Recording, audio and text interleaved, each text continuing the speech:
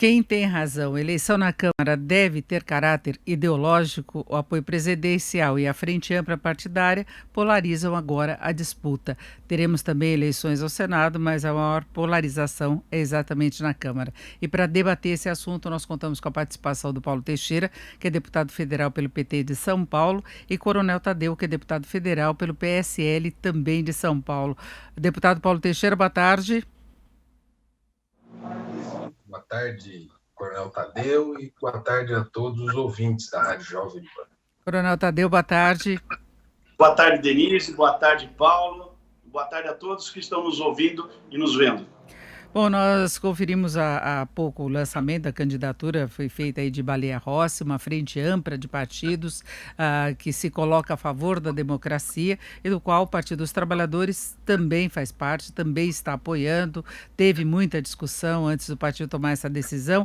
Deputado Paulo Teixeira, começando aí pela sua avaliação, como é que o senhor vê essa frente ampla? Como é que é a sua posição em particular em relação à adesão do PT?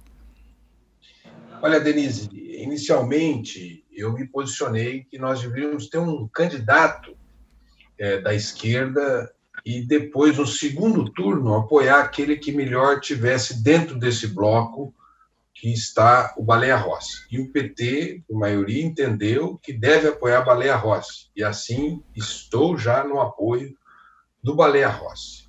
Por quais motivos? Em primeiro lugar, o Brasil está sem governo. Sem governo. Vejam, passou o ano. O governo sequer renovou o decreto de emergência. O governo não definiu a situação do auxílio emergencial. São quase 60 milhões de brasileiros que receberam auxílio emergencial, a pandemia não acabou e o governo não definiu. Em terceiro lugar, nós já temos quase 1 milhão de empresas fechadas. Nós tivemos uma ajuda às empresas da MP 936 para ajudar as empresas. Esse governo, até agora, não definiu nada. Em quarto lugar, ele não providenciou a vacina, ele não comprou as seringas, ele está conduzindo de uma maneira desastrosa a pandemia, já morreram 200 milhões de brasileiros, 7 milhões e meio de contaminados. E hoje ele comemora a tentativa de golpe nos Estados Unidos e diz que pode ter um no Brasil em 2022. Então, quem tem que fazer frente a esse governo é um parlamento mais independente, que tome as providências que o governo não está tomando. E por essa razão, nós queremos apoiar o Baleia Rossi como candidato à presidência para derrotar Bolsonaro. Bolsonaro precisa ser derrotado no parlamento, para que o parlamento não seja subjugado a ele e aos seus descaminhos. Agora eu quero saber do Coronel Tadeu, lembrando que o PSL vai dividido para essa eleição. Parte do PSL é favorável à candidatura de Baleia Rossi, se posicionando contra o presidente Bolsonaro, que saiu do partido. Coronel Tadeu, o senhor continua sendo apoiador do presidente Bolsonaro e eu queria saber como é que o senhor vê essa disputa com o presidente apoiando formalmente um candidato, né, que é Arthur Lira. Isso mesmo, Denise. O presidente está apoiando o deputado Arthur Lira para a presidência da Câmara. É um cargo muito importante e nós precisamos dizer a todo o Brasil que essa disputa ela é importante para que o governo possa trabalhar. Se a Câmara quiser ser uma pedra no sapato do presidente, ela pode ser. E é justamente isso que nós não queremos. A Câmara, quando fala em postura independente, na verdade, ela não está sendo independente. Os 2 anos que nós vivemos, né, foram péssimos para as pautas do governo, que tem as melhores intenções de ajudar o povo brasileiro. Foi para isso que nós elegemos o Bolsonaro. Foi para isso que nós elegemos o presidente Jair Bolsonaro. Para que ele acabasse com a corrupção. E acabou. E a prova está aí para todo mundo ver. 24 meses sem caso de corrupção. Mas nós precisamos de mais. Nós precisamos se desfazer de várias empresas estatais que foram criadas em governos anteriores para simplesmente dar cabides de emprego. 25 mil cargos que não se fazia absolutamente nada foram extintos o ano passado, no ano retrasado já, né, 2019, né, de pessoas que não trabalhavam e ganhavam fortunas. Isso é inadmissível, só que nós queremos avançar nessas pautas. E, infelizmente, nesses 2 anos que foi o primeiro biênio da Câmara dos Deputados, muitas pautas foram travadas. Eu concordo que o parlamento tenha que ser independente, mas o parlamento precisa, antes de tudo, trabalhar para o povo. Se quiser trabalhar para a política, tem que procurar outro endereço, não pode ser dentro da Câmara dos Deputados. A Câmara precisa honrar, os deputados precisam honrar os seus mandatos e fazer aquilo que o povo quer. Prisão de segunda instância. Olha a polêmica que deu depois que soltaram o ex-presidente Luiz Inácio Lula da Silva. Nós não conseguimos colocar ele na cadeia porque a discussão foi para o Supremo, a discussão veio para a Câmara dos Deputados e até agora não se deu uma solução para esse tema. Nós temos uma comissão montada que ficou absurdamente parada durante o ano de 2020. Nós conseguimos realizar mais de 200 sessões virtuais dentro do plenário da Câmara dos Deputados, mas não conseguimos fazer uma sessão para prisão de segunda instância. Nós temos tecnologia, então isso é má vontade de se fazer determinadas pautas andarem. E por aí vai. Quando até o próprio deputado Paulo falou de empresas fechadas, poxa, até anotei aqui, Paulo, realmente nós tivemos um assassinato de CNPJ.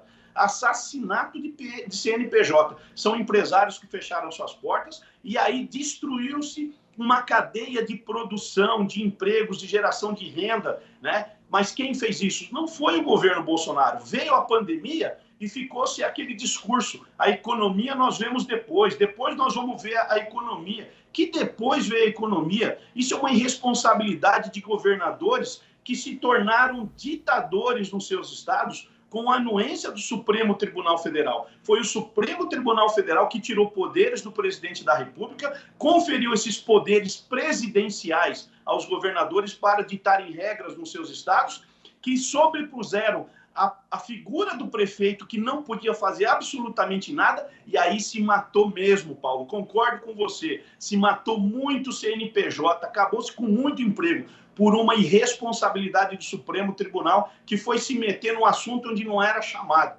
Nós precisamos de uma Câmara independente, eu brigo por isso mesmo, mas uma Câmara que paute a agenda do governo para a gente melhorar esse país. Deputado Paulo Teixeira. Olha, o deputado Coronel Tadeu nada falou sobre a renovação do auxílio emergencial. Aliás, eu tenho que lembrá-lo que o presidente Bolsonaro queria R$200. Quem elevou o auxílio emergencial, o valor, foram as oposições e o parlamento. Ele não falou nada da renovação da MP 936, que é uma maneira de impedir que outras empresas fechem as suas portas. Na verdade, como representante do Bolsonaro, parece que eles não governam o Brasil. Ele fala em boa intenção. De boa intenção, o inferno está cheio. Já tem 14 milhões de desempregados. Nós temos um contingente muito grande de pessoas, cerca de outros 14 milhões, que entraram na pobreza e na miséria extrema nesse governo.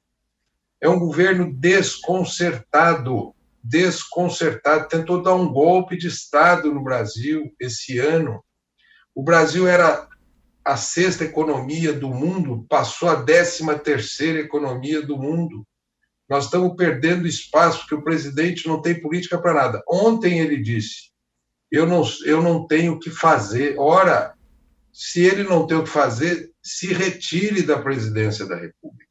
E quem deu respostas mínimas nesse tempo foi o Congresso Nacional, foi o Supremo Tribunal Federal.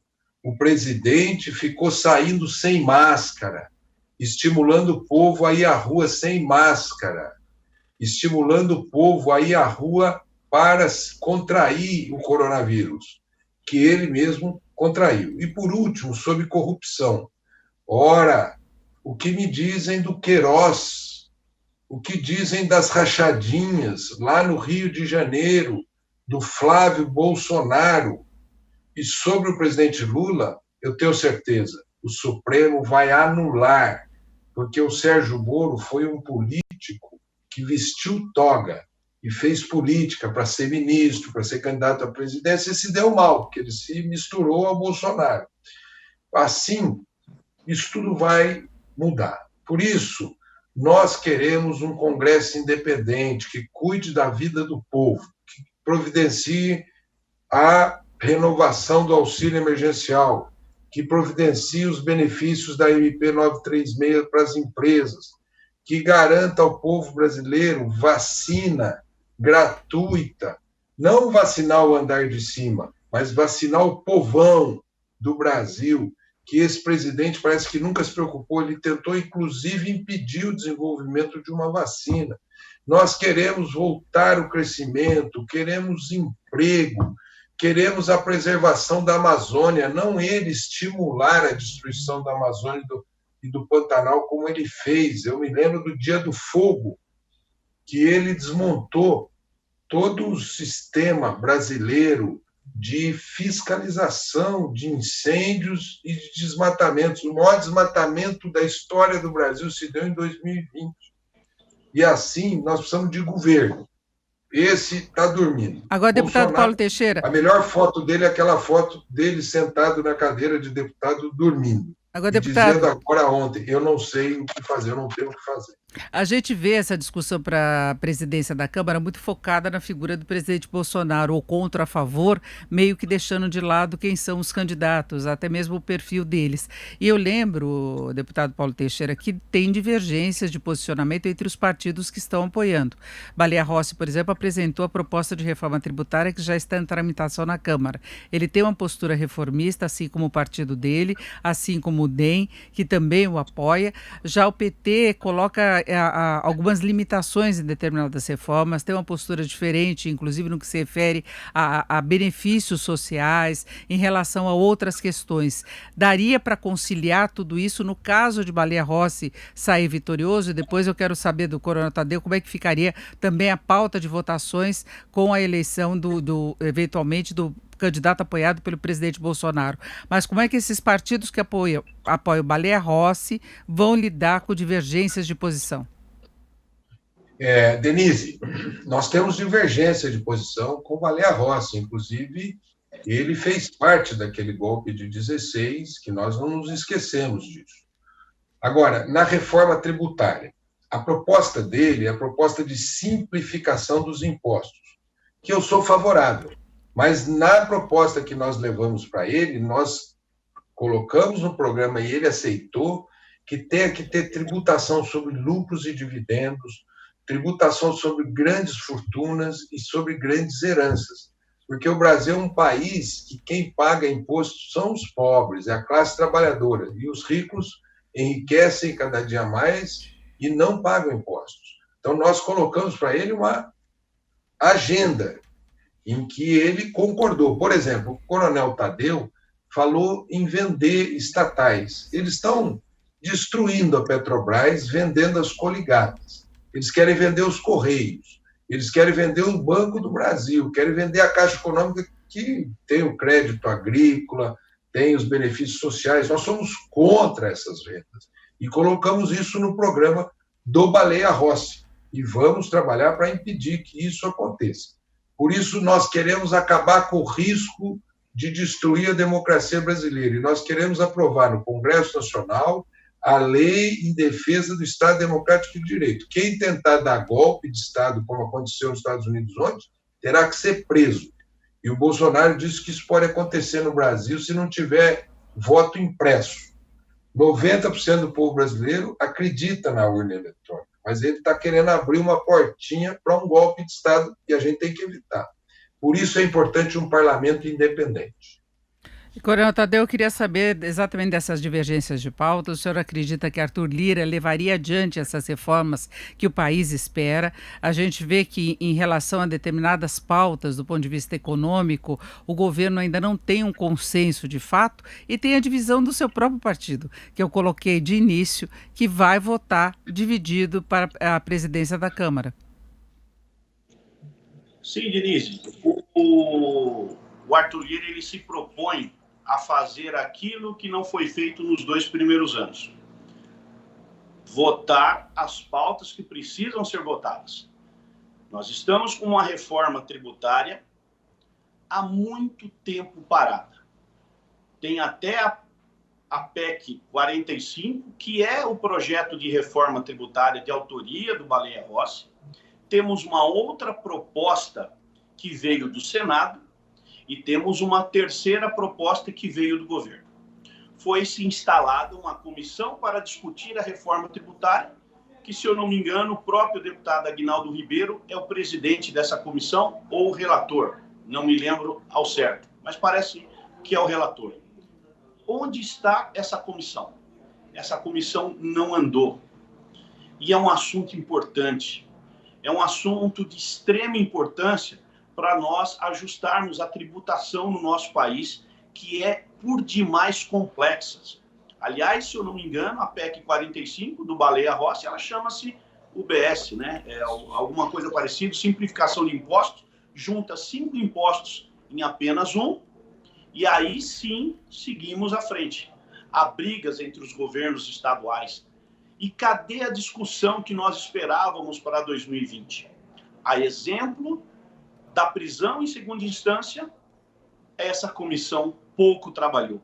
Essa comissão da reforma tributária até que realizou algumas reuniões, alguns debates, algumas audiências públicas, trazendo algumas pessoas notáveis que conhecem do assunto, para dirimir dúvidas, ajustar temas que são por demais divergentes, mas infelizmente ela não andou. E nós estamos, então, patinando com diversas pautas importantes. Agora, por que o Congresso, em especial a Câmara dos Deputados, andou patinando com temas importantes? Simplesmente porque não há interesse em fazer com que essas pautas andem, porque senão o governo Bolsonaro vai explodir de aprovação perante a opinião pública. Quando nós falamos de estatais, quando nós falamos da privatização de determinadas estatais, eu queria lembrar que o governo Lula e o governo Dilma foram 12, 14 anos com o PT comandando o país. Eles produziram o maior rombo que uma empresa de petróleo poderia ter. A Petrobras foi a única petroleira do mundo inteiro que teve prejuízo. Nenhum lugar do mundo o petróleo dá prejuízo. Só dá no Brasil, na Petrobras, mas na mão do PT. Infelizmente, essa é a realidade. A Petrobras abriu um IPO nos anos 2000 da Bolsa de Nova York e arrecadou 70 bilhões de dólares no IPO que ela promoveu lá fora. Colocou ações, vendeu, faturou horrores. Esse lucro que a Petrobras teve no IPO foi simplesmente consumido em apenas 3 anos por corrupção, roubo e má gestão. Foram 70 bilhões. Quando nós falamos da Petrobras, a Petrobras voltou a dar lucro em 2018, no final do governo Michel Temer, e muito mais a partir de 2019, em 2 anos, na mão do presidente Bolsonaro. Isso são fatos, isso não é invenção, é só dar um Google, procurar na internet que vocês vão ver. Falando do auxílio emergencial, que foi o maior programa de distribuição de renda já feito durante a pandemia. O Brasil é o primeiro colocado proporcionalmente à população que tem. Despejou, graças a Deus, 240 bilhões de reais para 68 milhões de pessoas. Só não fez mais porque tudo nessa vida há limite. Nós não podemos quebrar o Brasil porque o Congresso quer. Nós não vamos quebrar o Brasil porque a Câmara dos Deputados quer. Porque se deixasse pela Câmara dos Deputados, o Brasil realmente estaria em situação muito pior financeiramente. E eles fazem isso, né? Essa turma que quer realmente se fantasiar de um Congresso independente, de uma Câmara independente, quer praticar irresponsabilidades que são inaceitáveis. Por quê? Porque precisam destruir, e infelizmente a gente vê uma polarização ideológica nesse momento. Por isso essa disputa ela é tão importante. Por quê? Porque a ala contrária, a oposição que hoje o governo Bolsonaro tem, quer de todas as formas prejudicar as finanças, para no ano que vem, 2022, dizer que o Bolsonaro e a equipe dele, a equipe econômica, foram irresponsáveis. Nós não vamos praticar esse tipo de ato. Nós precisamos ser responsáveis com dinheiro. Todos nós, brasileiros, precisamos ser responsáveis com dinheiro. E o governo não vai praticar nenhuma irresponsabilidade. Vai fazer tudo o que é possível, mas dentro de um limite prudencial. Foram aprovados, inclusive, vários PLNs, vários cotas extras no orçamento para se dar todo o suporte necessário nessa pandemia. E eu, graças a Deus, tenho rodado no interior de São Paulo e hoje, inclusive, estou aqui na cidade de Mojimirim e tenho conversado com prefeitos, com vários vereadores que afirmam taxativamente: não faltou dinheiro para a pandemia.